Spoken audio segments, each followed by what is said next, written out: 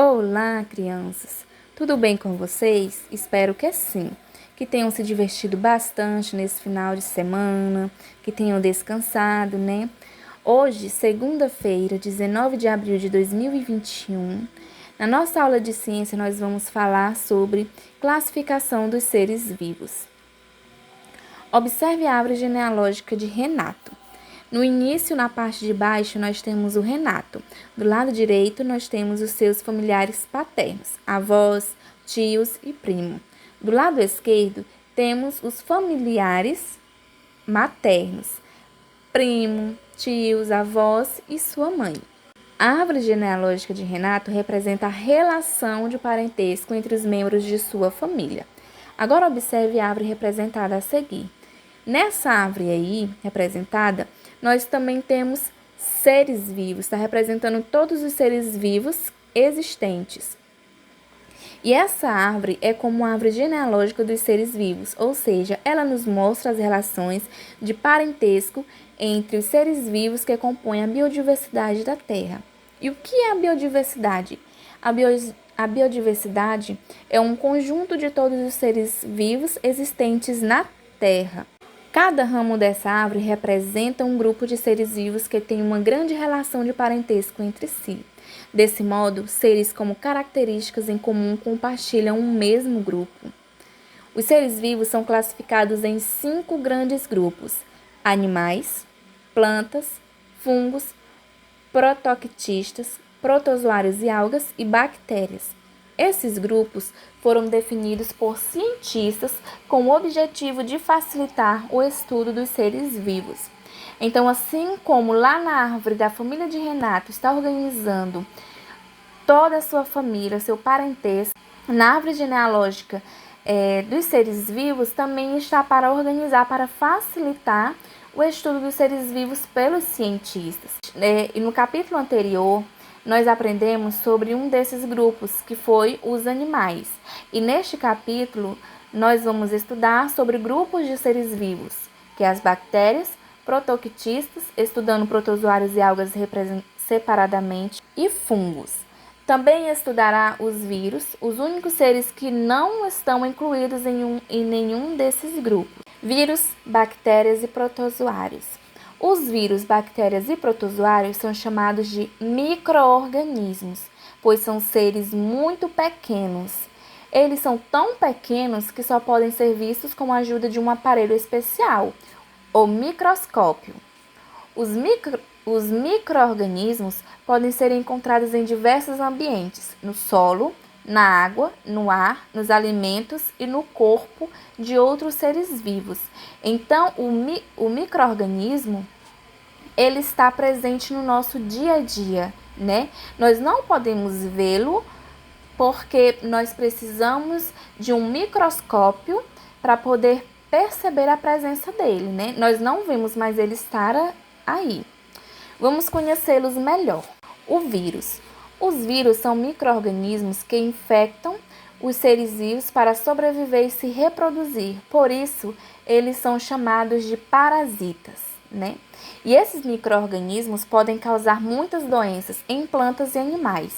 A gripe, o sarampo e a dengue são exemplos de doenças causadas por vírus nos seres humanos. Então, uma característica muito presente aí no vírus, né, é que ele é um parasita e que ele precisa de outros seres vivos para poder sobreviver e se reproduzir. As bactérias, elas são micro-organismos com estrutura muito simples. Elas podem representar diferentes formatos e são encontradas em todo lugar, inclusive dentro de nosso corpo. Algumas bactérias podem causar doenças nos seres humanos, como infecções alimentares, tuberculose e cólera.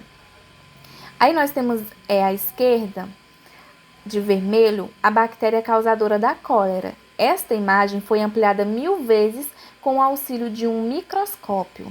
E do nosso lado direito, nós podemos perceber em azul as bactérias Staphylococcus, que podem causar infecções intestinais e até pneumonia. Esta imagem foi ampliada 20.000 vezes com o auxílio de um microscópio.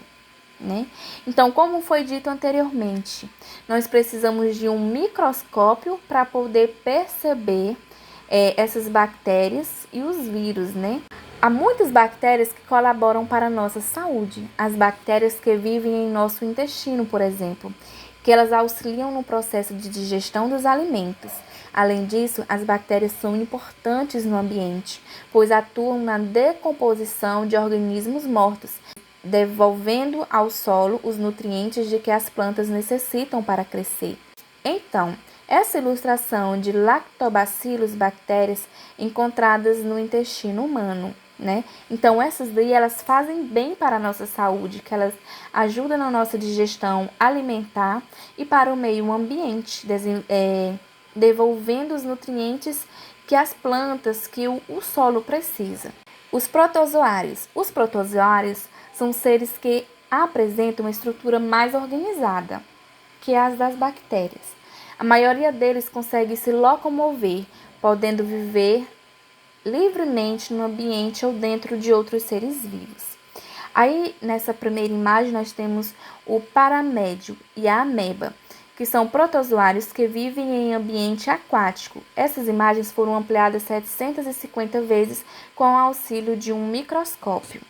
Muitos protozoários são chamados de doenças como a malária, a doença de Chagas e a toxoplasmose.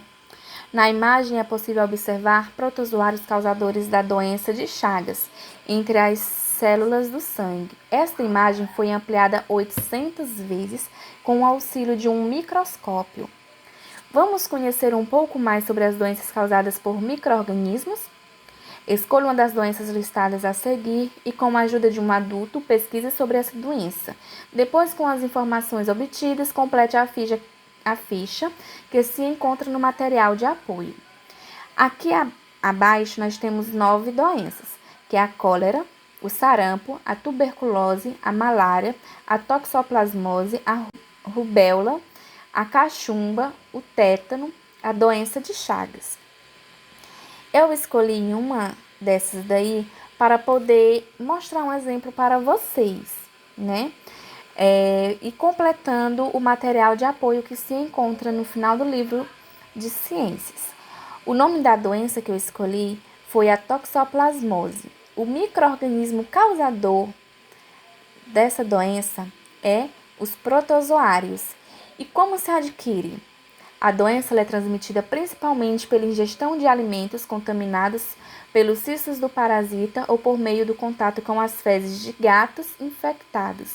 Além disso, a toxoplasmose pode ser transmitida de mãe para filho. No entanto, isso só acontece quando a doença não é diagnosticada durante a gravidez ou o tratamento não é feito corretamente. Os sintomas da toxoplasmose é ínguas pelo corpo, principalmente na região do pescoço, febre, dor muscular e nas articulações, cansaço, dor de cabeça e de garganta, manchas vermelhas pelo corpo, dificuldade para enxergar. E como faz para evitar essa doença?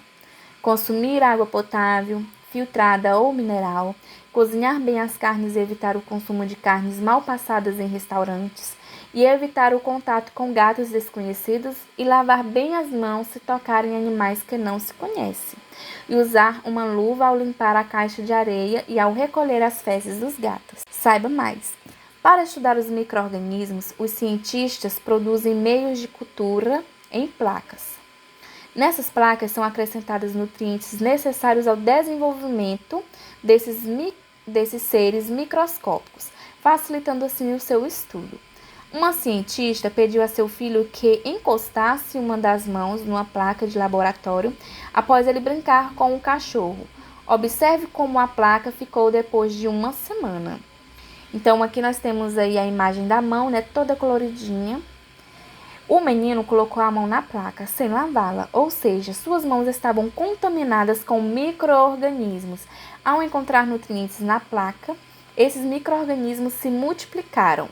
Como a mãe da criança ela colocou nutrientes lá na placa, para quando o menino colocasse a mão, né, ali ficassem os micro-organismos e eles se multiplicassem para melhor ela estudá-los. Apesar de não enxergarmos, os micro-organismos estão por todos os lugares. Por isso, o hábito de lavar as mãos com água e sabão é muito importante, principalmente após usar o banheiro e antes das refeições. Aprender é divertido. No livro de vocês tem essa atividade. Os vírus, as bactérias e os protozoários apresentam estruturas e formatos bem variados, não é mesmo? Agora, você vai criar um desses micro-organismos usando massa de modelar e muita imaginação. Lembre-se de dar um nome para seu micro-organismo e de escrever qual é a sua função no ambiente e no corpo dos animais, incluindo seres humanos. Na parte de cima aí temos vários micro-organismos, bactérias e vírus, nos desenhos acima aí. Azul, vermelho, rosa, verde. E vocês vão criar com massa de modelar. Se vocês não tiverem massa de modelar, utilizar lápis de cor e produzirem o seu micro-organismo. Por fim, tem uma atividade no livro de vocês. A atividade diz assim: leia o texto sobre micro-organismos e depois faça o que se pede. Muitos micro-organismos, como bactérias, protozoários e vírus, são nocivos, pois provocam doenças em outros seres vivos, inclusive nos seres humanos. Para evitar essa doença, é preciso adotar alguns hábitos saudáveis, tais como lavar as mãos com água e sabão antes de comer e de preparar alimentos e após usar o banheiro. Cobrir o nariz e a boca com lenço ao tossir ou espirrar. Isso impede que os micro-organismos se espalhem pelo ar e contaminem outras pessoas. Cozinhar os alimentos adequadamente e manter a carteira de vacinação em dia. Letra A. Porque muitos micro-organismos são considerados nocivos? Encontre a resposta no texto e sublinhe a de azul. Você vai encontrar a resposta da letra lá nesse texto aí de cima e vai sublinhar, passar uma linha abaixo da resposta. A letra B diz: um dos hábitos de higiene necessário para evitar doenças provocadas por micro-organismos é lavar bem as mãos. Observem as imagens e numere-as de 1 a 6 de acordo com a sequência correta de como devemos lavar as mãos.